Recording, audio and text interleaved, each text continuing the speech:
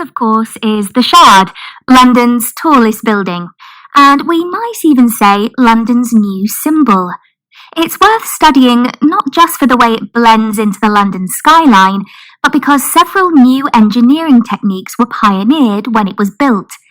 One was the so-called top-down construction, which basically means that the foundations were dug and the concrete centre of the building was put up at the same time, at least as far as the 23rd story. This reduced the construction time by 3 months. Although this wasn't an entirely new thing, it had certainly never been used for a skyscraper before. Then there was the use of the building's permanent lift shaft during construction, with the lift jumping higher as the building became taller. That was thought to be the best way to transport people and materials up and down, rather than using any outside construction. And I should also mention the spire, which gives the famous shattered glass appearance. Rather than being lifted up in one piece, it was assembled 300 meters in the air at the top of the building.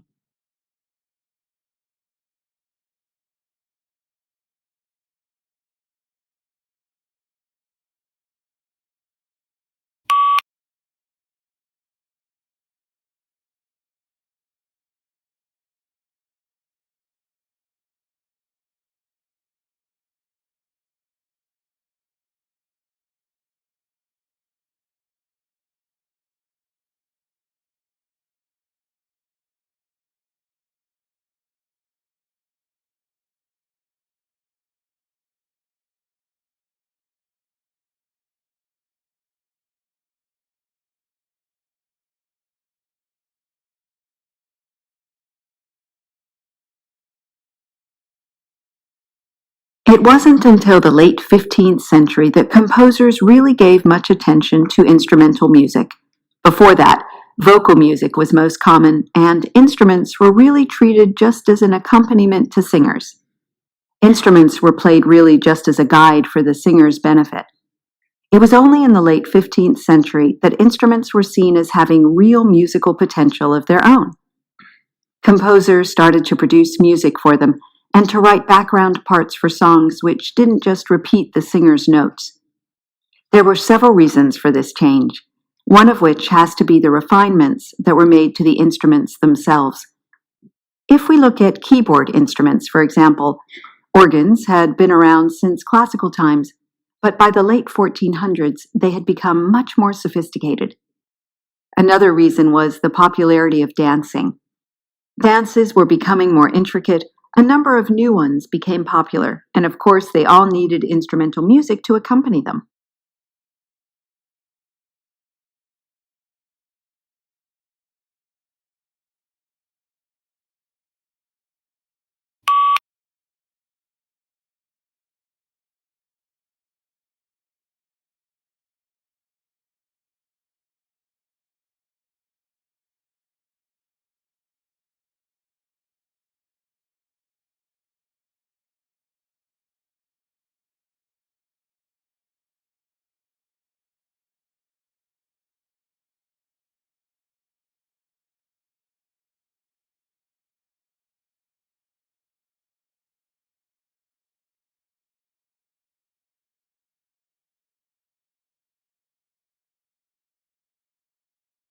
When something you order arrives on your doorstep, do you ever think about the journey it took to get there?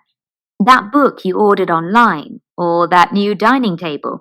Everything that arrives in your home started somewhere else, often somewhere a long way away. And the companies that send these products to us need to put a lot of thought into how they transport their goods to our homes. In the past, cost and speed were the main factors in this decision-making.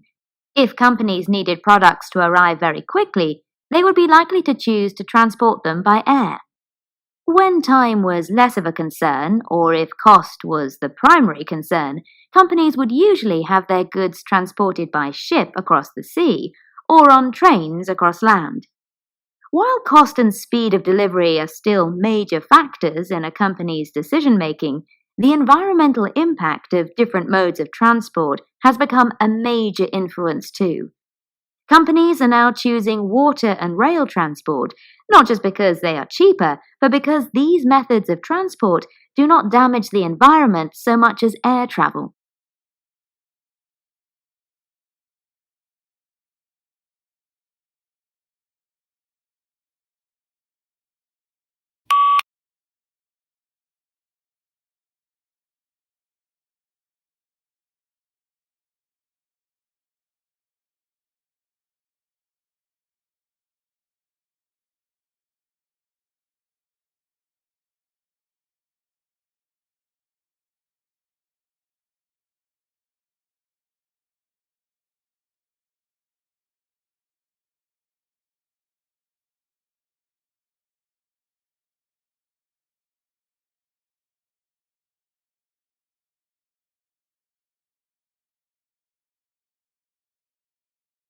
In addition to research about the effects climate change has on the natural environment, its impact on human health has become an expanding domain of academic study. It has been recognized that there are mental health and well being implications of climate change, mainly due to how individuals feel about the issue. These concerns can be categorized into two main groups, namely the distress caused by the impacts of environmental change on lifestyle and livelihood, such as droughts affecting harvests, and secondly, a sense of losing emotional attachment to places of personal importance, which could, for example, involve a person's birthplace becoming unrecognizable due to physical change. The detrimental health and well being effects associated with climate change disproportionately affect those living in remote rural areas, especially farmers. And unfortunately, accessing health care in these places can be very difficult for the people who may most need it.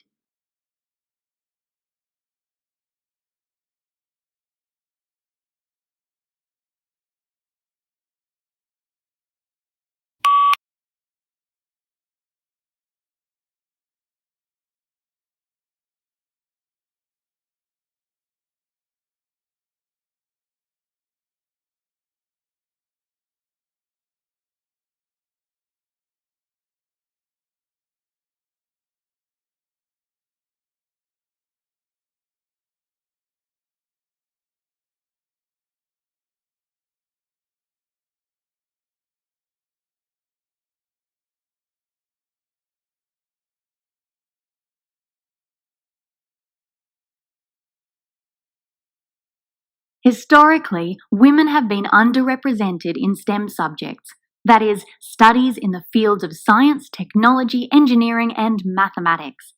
These remain areas offering successful graduates attractive career prospects in the globalized market, as they are prestigious and often have high level entry salaries. If we look at science and engineering, here we see the number of women being encouraged to enter these fields, maintaining a steady growth with figures for female graduates remaining consistent. So, while some areas are hitting the targets set, this is still not the case in technology. And while companies may voice the desire to address the gender imbalance, the reality is that there is still an insufficient number of qualified women to take up positions both in management and as software developers to level the playing field. Yet, women are continuing to make up more of this labour force. Attitudes are constantly being reshaped, and with this more optimistic outlook, there is every chance of narrowing the gender gap in the future.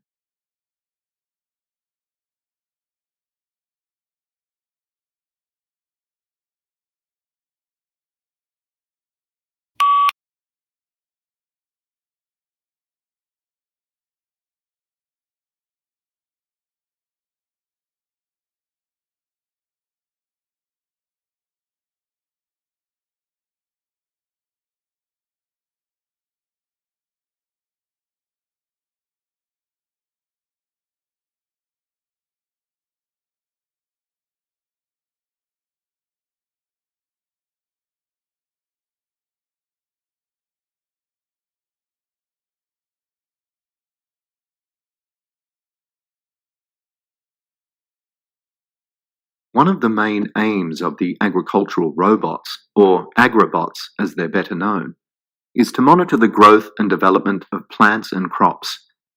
as there are 3 of them that currently work in a team of bots. One of them does this, and the other 2 focus on seeding and fertilizing plants, also known as microdosing, and weeding out any unwanted growth to enhance the crop yield. It is hoped that the bots will soon be trialled on other farms and areas of land once they are fully developed. They are electronically powered and use artificial intelligence to cultivate large areas of land more efficiently than it would be if it was done by hand. As the bots run autonomously, they can do their job much faster than is physically possible for a human, and will be able to identify the differences between a range of produce and vegetation. It is estimated that, in the growing agricultural technology industry, they will be part of a $20 billion market by 2025.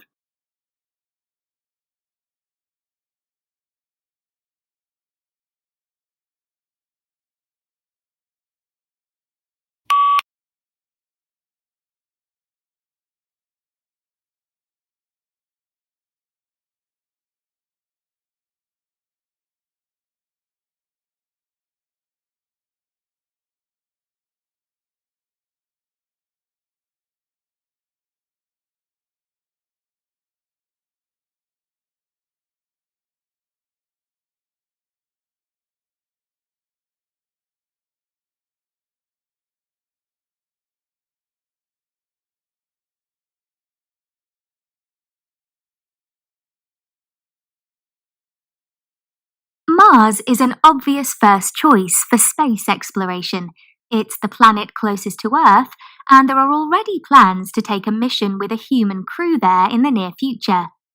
While sending a human to Mars would mean the realization of the dreams of several generations, there are more sensible scientific reasons why it's worth exploring the red planet. It may help us to understand our own history.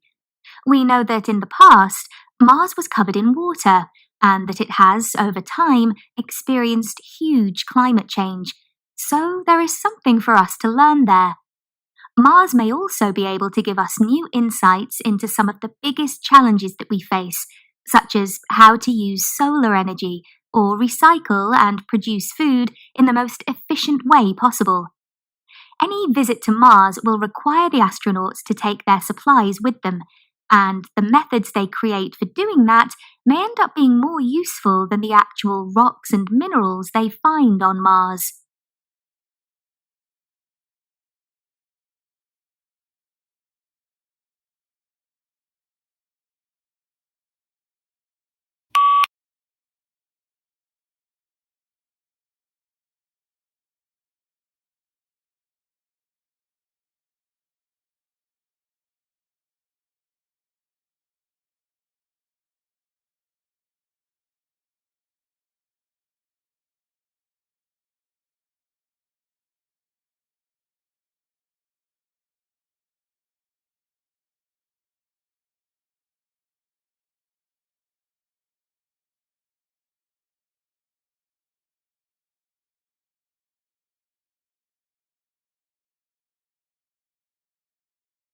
A car park is a business like any other, and it pays to invest in a marketing plan. This is particularly true if the car park you own is not visible from the main roads. It might be, for example, hidden behind buildings, and a permanent visible sign to tell people where they can park is essential. If possible, advertise special features of your car park, such as competitive rates, on that sign. There are other opportunities to work with local businesses to co-brand, too. You might offer coupons in a local magazine, or work with hotels and airlines, or mobile car washes to offer special deals to guests at the hotel or passengers on the airline. One good way to get customers to select your car park over rivals and make a profit is to check ahead for special events. You can offer shuttle services from your car park to the event, provided that you plan well in advance. Like any business, the financial health of a car park requires a strong marketing plan.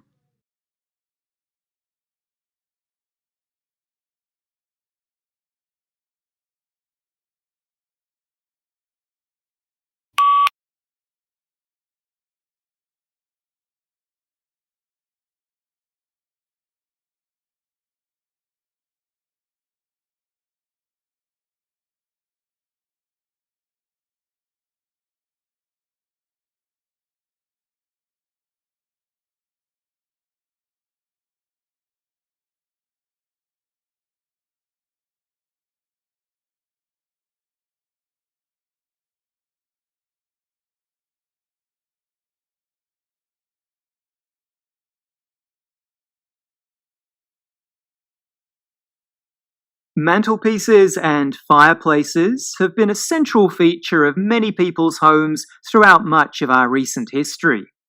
Although mantelpieces are used for storage, they also hold many personal memories in the objects placed on them.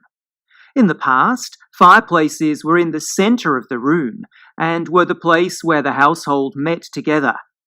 Later, they were moved against the wall under mantelpieces for practical reasons, and together this position not only made them a noticeable feature, but also a place where people expressed their identity and taste.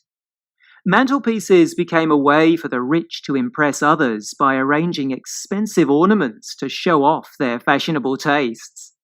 We see this in the 19th century, where objects were arranged carefully and symmetrically to show prosperity and position in society. In more recent times, central heating means fireplaces are no longer needed and are more for decoration if they are in a home at all. Television screens have become the centre of attention in most homes. Still, mantelpieces remain common, and they often have more than one function, being used to store everyday objects like makeup and scissors, as well as family photos.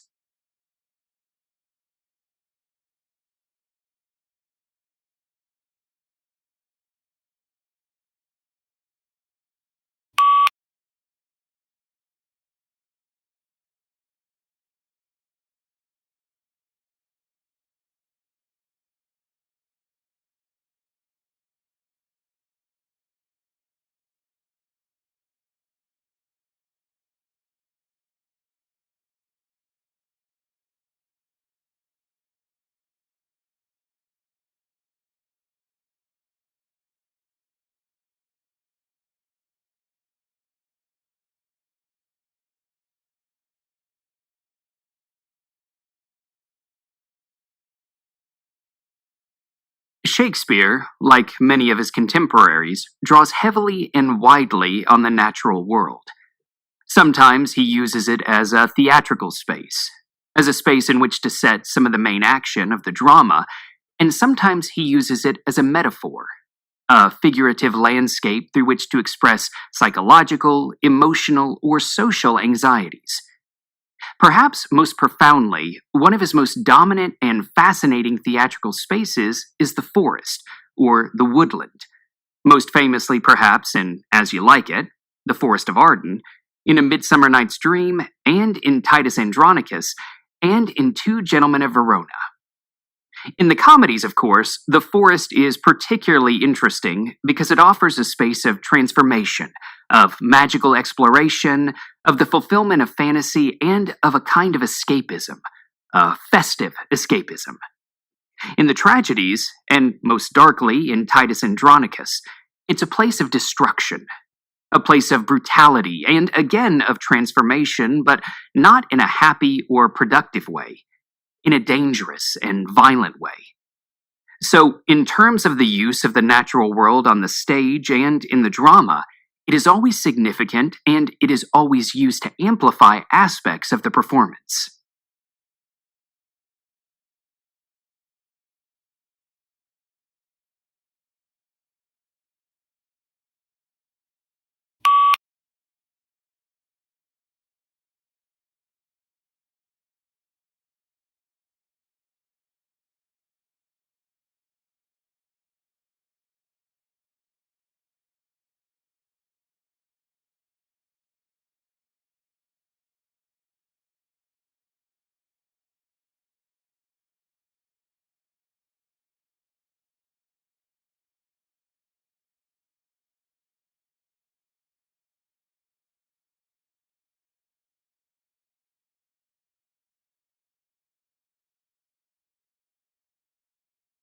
There are two areas I'd like to explore in today's lecture. The first is, what is technology that can be worn? And then I'd like to move on to talk about the future of this type of fashion item. So, as for the first question, this technology has been described by different people in many different ways. I like to think of it as technology which gives information to the person who is wearing it. It involves some kind of electronic equipment which is attached on or near your skin and provides information. Many of us will be familiar with this technology from the area of sport and fitness. I'm thinking here, for example, of those special watches which you wear when you're doing exercise. They can tell you how far you've run, your heart rate, and so on. Turning to the second issue, what will happen to this technology in the future? Well, there's currently a gap between what the fashion industry would like to be able to do and what's possible. So, we need scientists and engineers to do more research.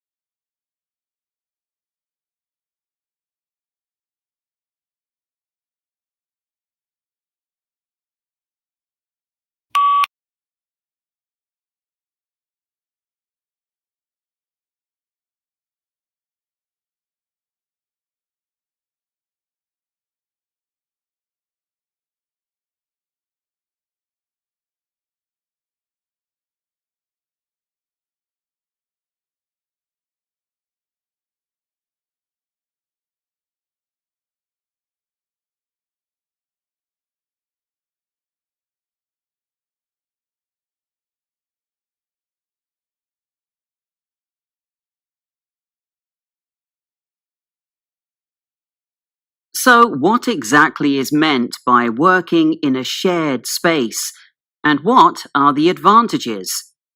Well, it's about people who work for different companies or who work for themselves sharing an office, and it's becoming very popular.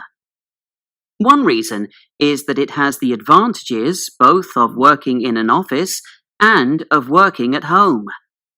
In an office, you share ideas with people, but what happens if you want some new ideas? At home, you may be in a comfortable environment, but what if you feel lonely and have nobody to talk to? This way of working allows you to share ideas, knowledge, and even equipment. For example, if an expert on languages and an expert on computers work in the same space, they might start chatting over a cup of coffee. This could eventually result in inventing a fantastic piece of software which helps people to learn a foreign language. If they worked for different companies in different parts of the city, they might never meet.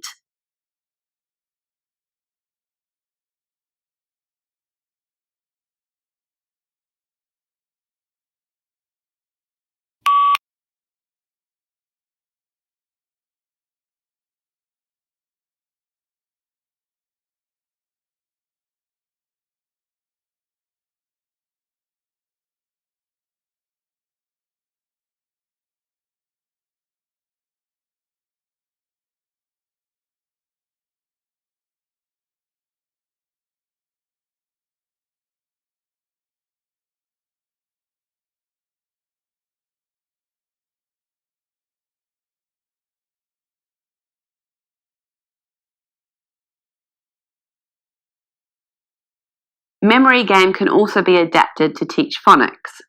Get a collection of picture cards and letter cards with the sounds that you are teaching that day.